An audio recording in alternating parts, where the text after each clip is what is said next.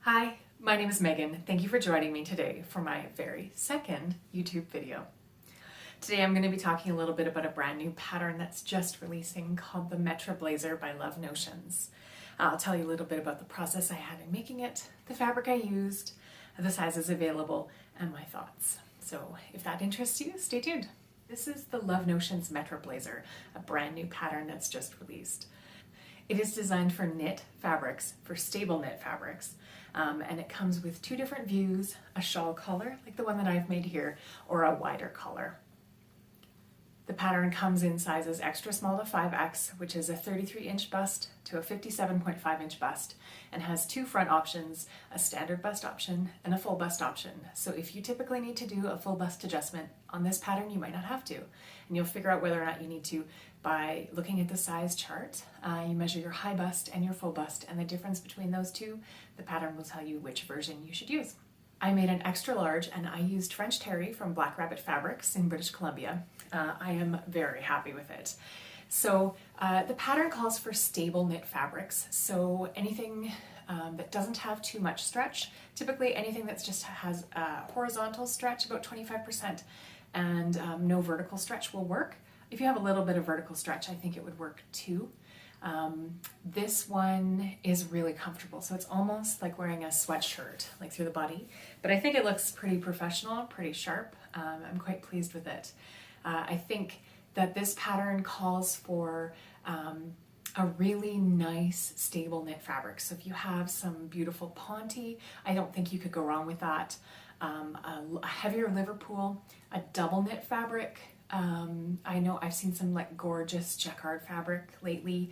I think even if you had like some of those really thick, stable quilted knits, some that have the cable or the quilted designs on them would look really nice. So there's lots of opportunity to play with it. I think you could also use sweatshirt fleece and make like a super cozy work from home blazer that still looks very smart on camera. The fit, I'm very happy with it. So like I said, I made an extra large and I chose that based on the measurement of my upper bust and full bust. It fits, it hits me right at the high hip, and I'm 5'9". I didn't add any length to this pattern, but I know that the finished pattern will have a measurement to tell you, and so you can decide where you want it to fit and make the adjustment accordingly. I think based on my shape, so I'm a little bit shorter in the torso than the leg, I think it hits me at a really flattering length. And this is exactly the type of garment that I was looking for to add to my wardrobe for spring and basically for all seasons, so I will definitely be making another one. I used less than 2 meters of fabric, so it's also not a fabric hog, which is really nice. I used a 60-inch wide French terry, so you could get this and maybe a pair of baby jogger pants out of it, or like a little, I think I have enough left for a sweatshirt for one of my littler kids, maybe for our next door neighbor. But I would buy 2 meters at least just to be on the safe side of fabric. This pattern is not for like fresh beginners. I wouldn't say this is a good pattern if it's your second or third project. Now you might decide that you're up for a bit of a chewier project, and then go for it. You're the only person who you need to listen to when it comes to what you can and can't make based on your skills.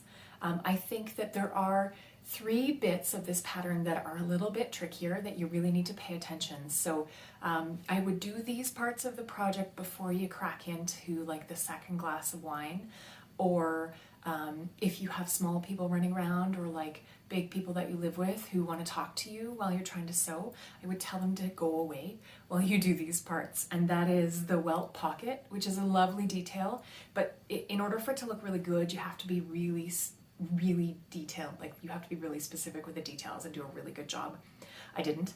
I had somebody watching me do it who's about this tall, so my welt pockets could be a little bit neater, and I know somewhere my sewing teacher Audrey is watching me from above and saying like, you should rip that out and redo it, but I didn't.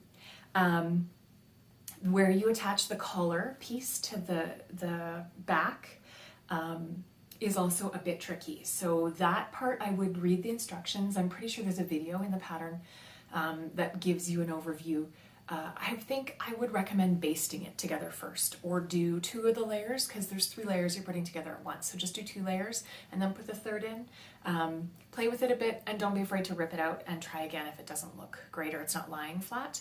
And press it really well is another important thing. If you're using a polyester, like just test your iron that's not too hot. I have melted many projects. I've melted so many projects, in fact, that I should have like a collection of slightly melted sweaters. But I mean, you know what? I love them anyway, so it's fine. And on the topic of pressing, here's a little video that I recorded about how I got a neat pressed finish on the sleeve. So I am pressing the shoulder seam of the blazer that I've made, and it's already sewn. It's inserted in the round. It's not flat, and so it's hard to press like a round seam like that. And I don't have a tailor's ham or a seam roll. I sure would like one, but I don't have one. And so what I'm using instead is a cotton beach towel I've rolled up pretty tight, stuffed it in the sleeve, and then it's important it's cotton and not polyester because that would melt.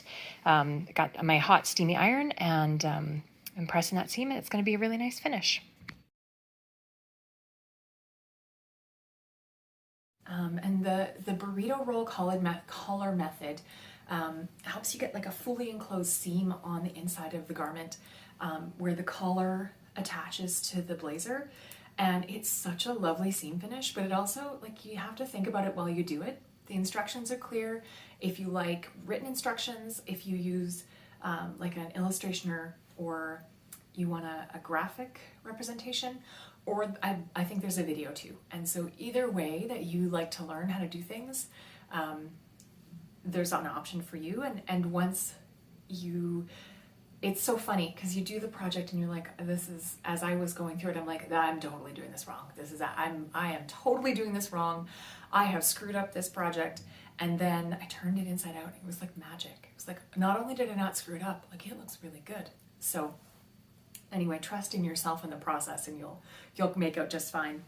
I think that this pattern is versatile. I think you could really jazz it up with some like gorgeous scuba knit or something printed, maybe some foil on it.